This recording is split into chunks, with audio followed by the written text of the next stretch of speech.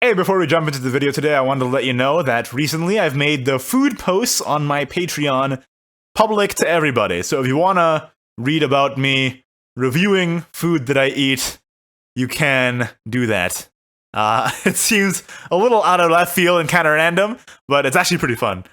So that's patreon.com/Ignideus if you want to check that out. Card review. Hi. Welcome. I've been wanting to start recording this video for ages, but every 2 hours, Twitter released new cards to review. But it looks like they've stopped for today, so it's my chance to get in there and review what's out since the last time we reviewed the new cards from Dawnbreak Nightedge. So, let's jump into it, shall we? I don't know why I'm speaking like that. Moon and Sun, legendary neutral spell. This is the first non-token legendary spell, right? That's interesting. Choose. Summon either an Amaterasu or a Tsukuyomi. Enhance 7, give that follower +3/+3. So already, it's a very weeb card, so it has +5 weeb points. Amaterasu? I am so bad at pronouncing this. Okay. 3.22, Clash. Restore 1 defense to your leader. Last words, put a Moon and Sun into your hand. Alright, so it just recycles the spell basically. Tsukuyomi. Deal 1 damage to the enemy leader. Last words, put a Moon and Sun into your hand. Okay. It's pretty mediocre, right, I feel like. Amaterasu is probably a little better, I think, than Tsukuyomi is. But again, with all of these choose cards, the through line is that it's always nice to have the flexibility depending on what your situation is. The overall effect of being able to recycle Moon and Sun, I think it's going to be really nice in Take 2, for example, where you can just recycle your resources over and over and over. Having unlimited resources is, of course, very good. The likelihood of getting this Take 2 it's not very high, though. How it's going to fit exactly into constructed decks, I can't really see it right now. It doesn't really fit into anything that I can think of. Maybe if you want to spell boost a lot, but it just feels like there's a lot better tools to do that than Moon and Sun. Yeah, seems just okay. But that's okay. Honestly, I think I prefer neutral legendaries being just okay, mediocre, but interesting, rather than being overblown and overstated, you know? Well, on the Enhanced 7, it does give you like a 5/5. On Amaterasu or a 6/4 on Tsukuyomi, which is better, but again, on 7, I think that's probably better options. Who knows though, maybe when sets rotate, power level goes down in rotation, this could be used, but again, just seems sort of mediocre to me. Magic Wunderkind. Runecraft Silver follower, 3.23. Getting no stats on Evolve, but summoning an Imperial Mammoth and giving it Rush. Banish it at the start of your turn. Earthright, give it Ward. Huh.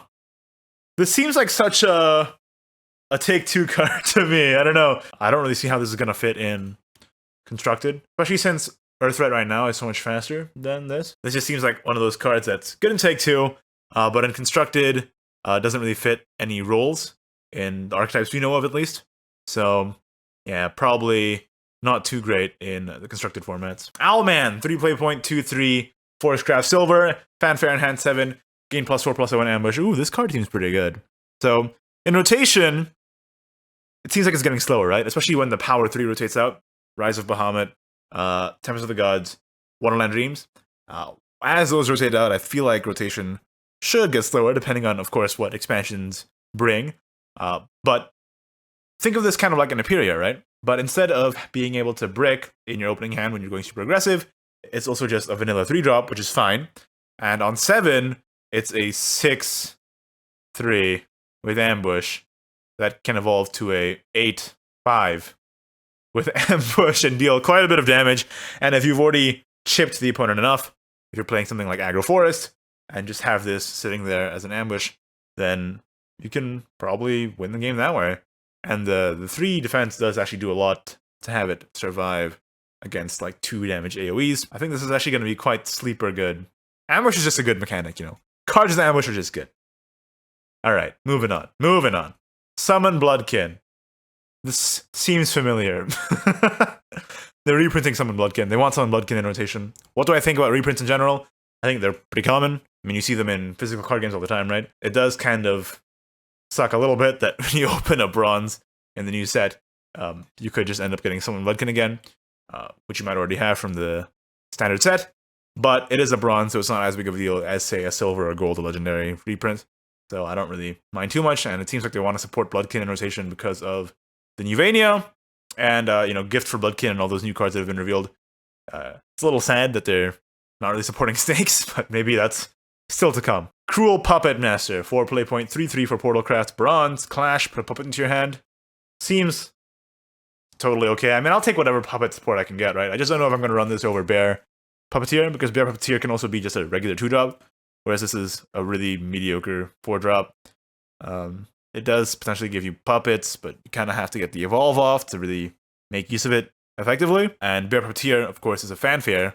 4 play point, 3/3 gives you a puppet right away. Can also be played as a 2 play point 2/2. So honestly, I just think Bear Puppeteer, saying that word too many times, is probably better than Cruel Puppetmaster, but more puppet cards are probably good, just because puppet just needs all the help it can get, man. If you look at the amount of puppet cards compared to artifact cards, it's astonishingly low. Sky Command. Oh, I should be reading the flavor text for these. That's like one of the best parts. The two differ as heaven and Hades, but both shine the same. Now check out the amazing magic of the one and only Elusa.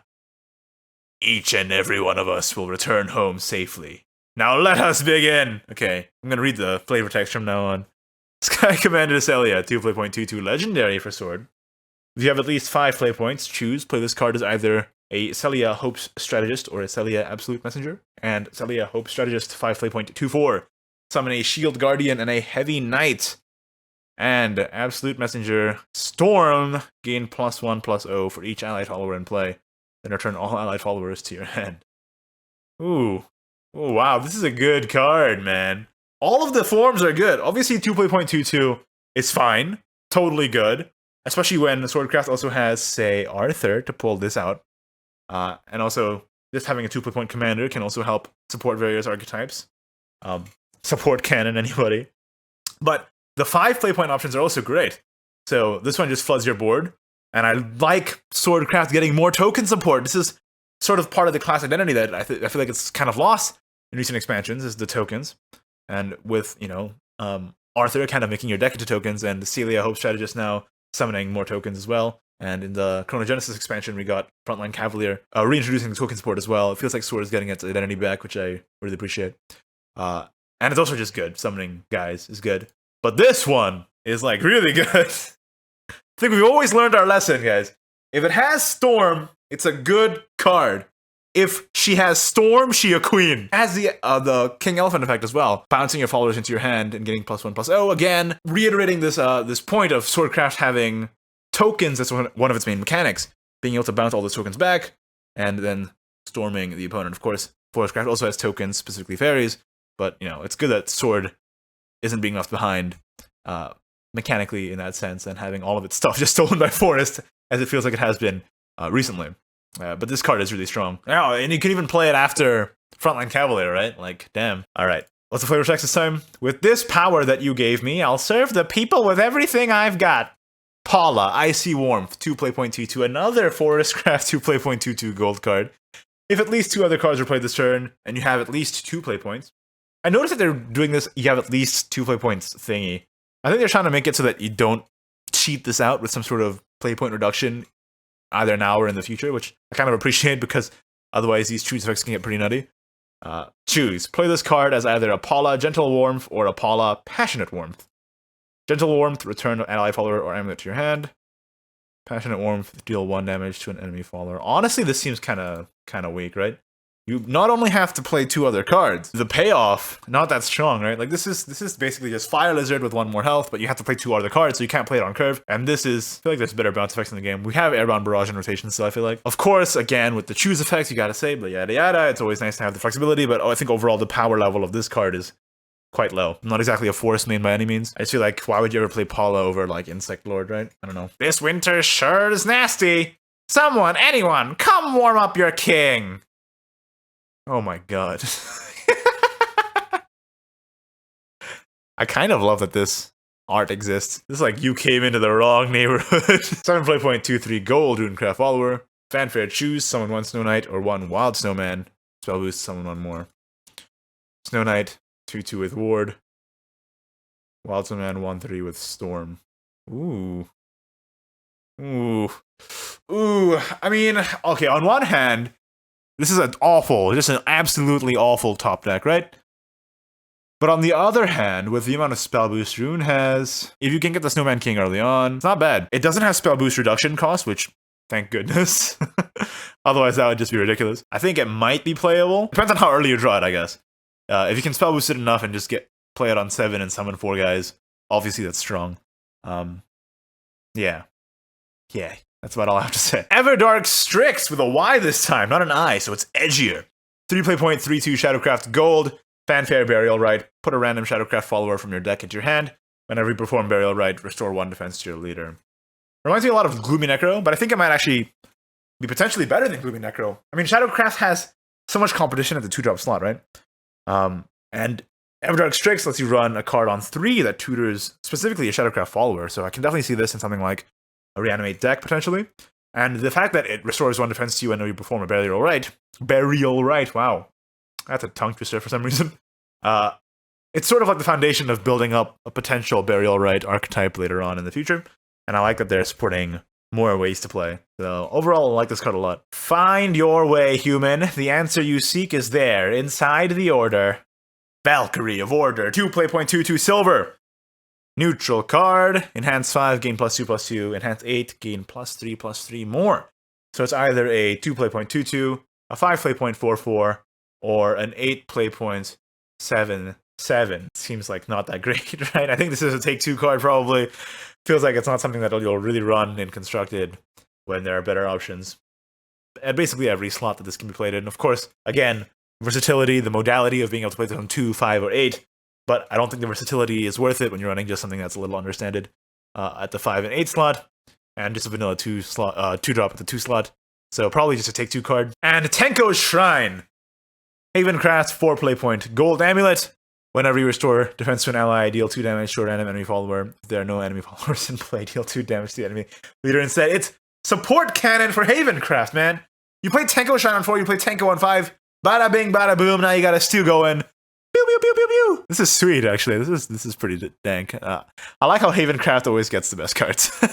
or mechanically the best card. It's not like the best cards in terms of power level, but like you see the card and you're like, oh, I want to build a deck around that. So, yeah, I want to build a deck around this. Tart Man. Yes, I am the Tart Fairy.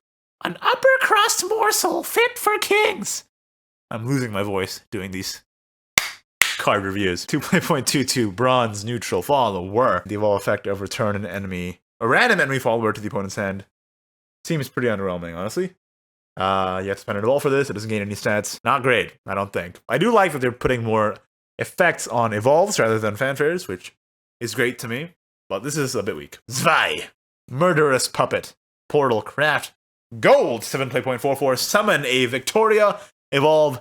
Given an allied Victoria the ability to attack 2 times per turn. Victoria. Rush. Whenever this follower attacks an enemy follower, deal X damage to the follower before it can deal any damage in return. X equals this follower attacks. It's kind of like Taurus, right? And Zwei lets it be able to attack twice. That's actually pretty sick. I think this is going to go a long way in supporting Portalcraft archetypes that don't revolve solely around artifacts. And just support midrange in general. It's another midrange card for Portalcraft, though, and I mean, midrange is like the only Portalcraft archetype right now. But yeah, like I was saying, I don't think this is going to be run in Artifact, but this might be run in something like Puppets. Between Otherworld Rift and Noah, what really do you have? Basically nothing.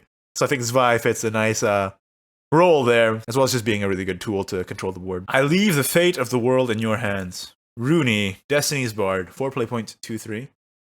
Fanfare, choose. Put either a Prophecy of Boons or a Prophecy of Doom into your hand. Whenever this follower attacks, spell boost the cards in your hand. Oh god. Oh. And it's oh no. Oh god. And it's a 4-drop, so it's on the evolve too. Oh, it's like Merlin again. But okay, Prophecy of Boons. Pot of Greed. If this has been spell boosted at least 5 times, recover 2 play points. Okay. That's pretty good.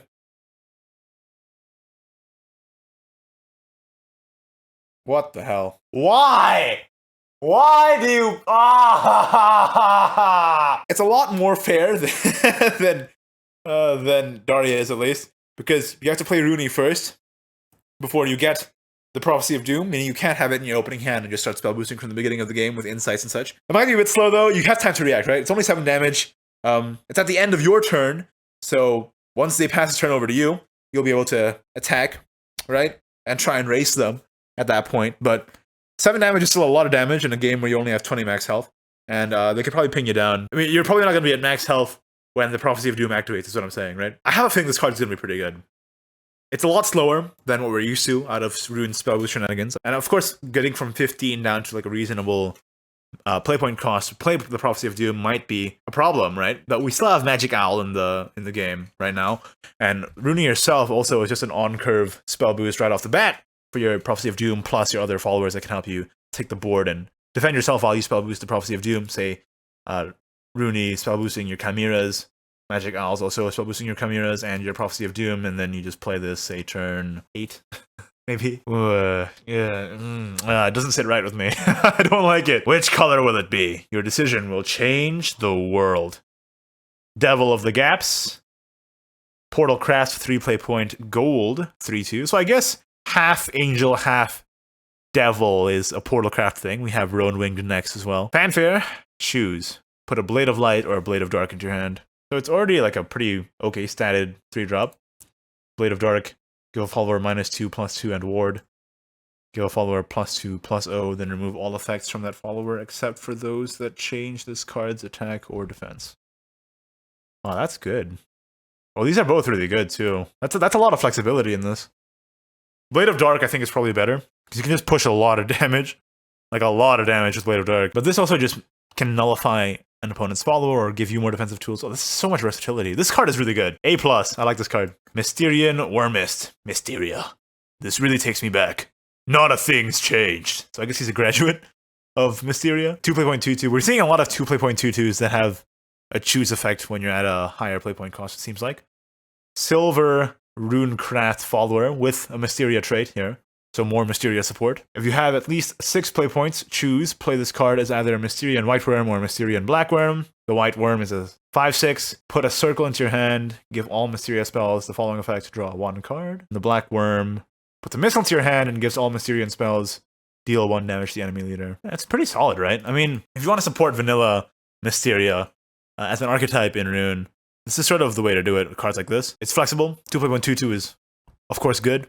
And being able to play it on 6, the 6 play point version doesn't lose anything in stats, and it gives you a spell, and it gives the spells in your hand an additional effect. Yeah, this seems pretty solid, actually. I quite like this.